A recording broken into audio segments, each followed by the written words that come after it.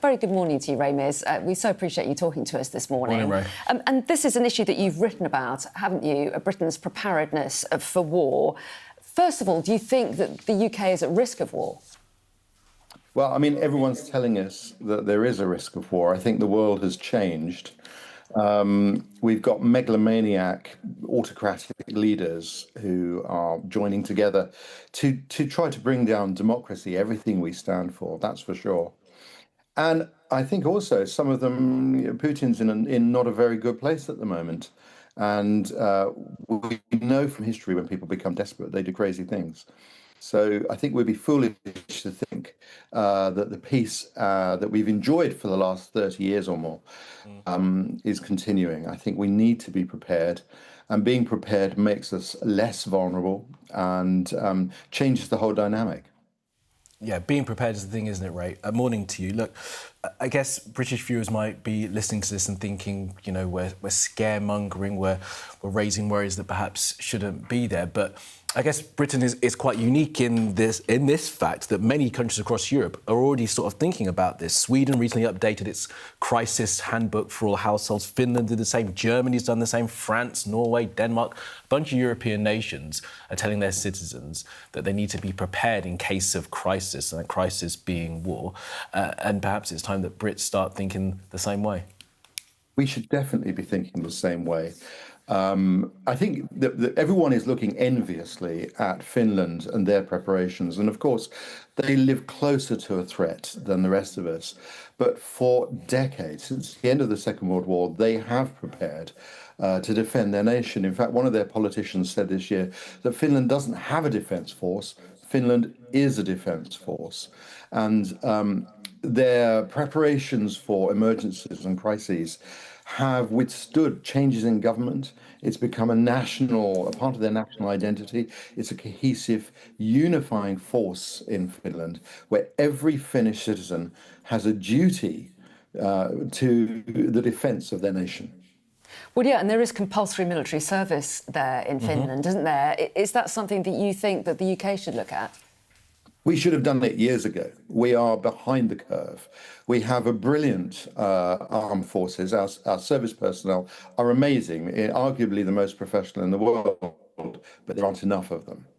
And if you need in a crisis to conscript people, you need to build an army very quickly. The problem that you have is how long you can train them for. And we know from prior experience that the longer you train someone, the greater their chances of coming home.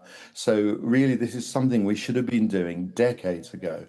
We are behind the curve and we should get on with it. And we should make it enjoyable for young people. This is about investing in our nation, investing in the youth of our nation, encouraging them to be self-reliant, to have adventurous spirit, to find more of themselves. And I don't think we do that well enough as a society to start with.